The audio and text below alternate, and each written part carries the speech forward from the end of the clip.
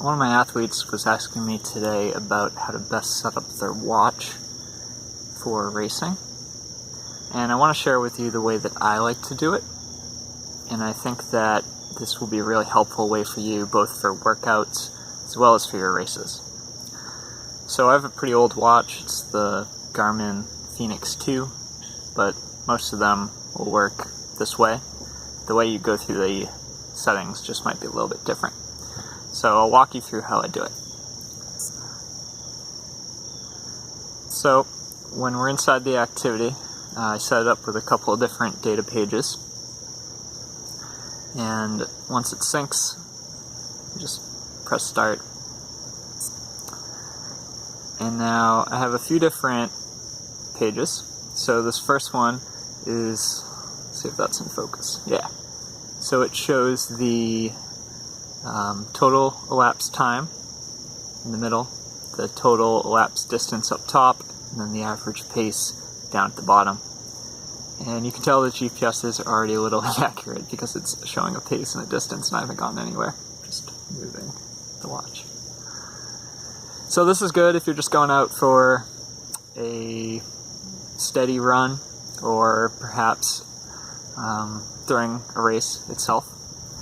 If you're doing a workout, I have a separate page, and that is this one, which, if that's in focus, yep, it says lap time, lap distance, and lap pace. So say you're doing intervals, and you're doing a 5-minute interval at a certain pace. You can be on this lap page, and when you hit the lap button, like that, it'll say 1 minute and 9 seconds, and then reset. And once it resets, the timer will start going back up again, and it will tell you your pace again and your distance just since you hit that lap button. So say your workout is 5 minutes on, 2 minutes off. You'd hit it after 5 minutes. It would reset. Then you would wait 2 minutes, hit it again, and repeat. And that way you're always getting the distance, time, and speed for that current interval, or lap, if you will, that you're on. The next page that I have, just the time, has the battery life too.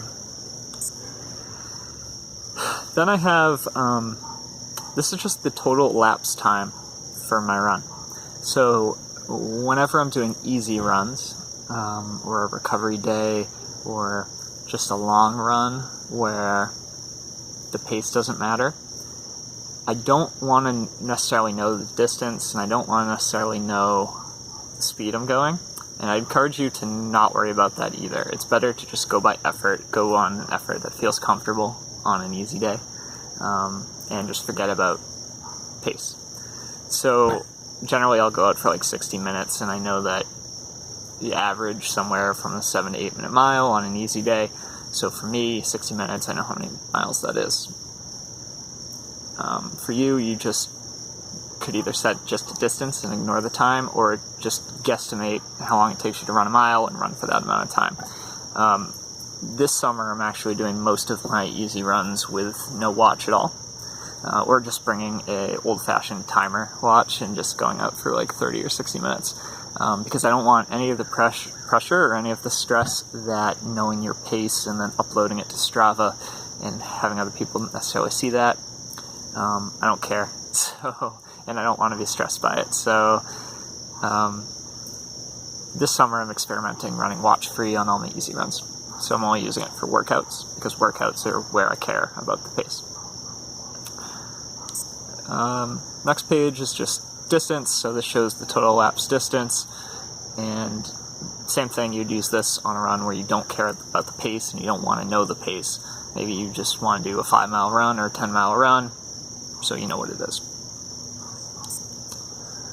And that's it.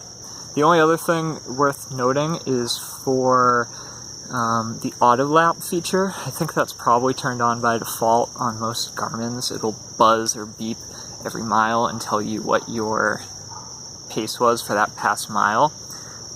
I generally recommend turning that off Getting that data is, I think, not particularly useful, especially on things like easy runs and long runs where you don't care about the pace.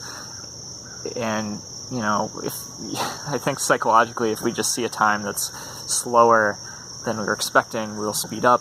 But really, we shouldn't be doing that on easy days. We should just be running by feel, and it's not the speed that matters, it's going the distance. Likewise, if we feel that we're going too fast, maybe we'll slow ourselves down, but if it truly feels easy that day, that's fine. So it's best to just not have that information. I instead like to use the lap feature. So say I'm doing like mile repeats or something like that, I'll just have the lap displayed for that mile, and I'll know the data based on that. And at the end of the mile, I'll see that whatever pace it was and how much time it took. Sometimes I do turn on the auto lap feature though for racing, and I would recommend that maybe you do that as well. I think in a race environment it is helpful to know what each lap was, what each mile was, especially if it's something like a half marathon or a marathon where you really need to be conservative in the first few miles and not start out too fast. You need to do that in a shorter distance race too, like a 5K or a 10K.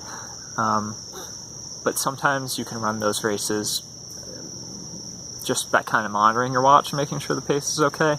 I think in something like a marathon, for example, that's so long, it's nice to just kind of ignore your watch, and then every mile it beeps and tells you you're split from that past mile. That way you only need to look at your watch 26 times in the race instead of like every 30 seconds. Those are my tips. Hope that's helpful. If you do it a different way, I'd love to know. Just let me know in the comments down below. And if you're new to watching any of my videos, you can find out what I'm doing on KnightonRuns.com. I coach adult marathoners and a high school cross country and track team. And yeah, hope you have a good day. That's it.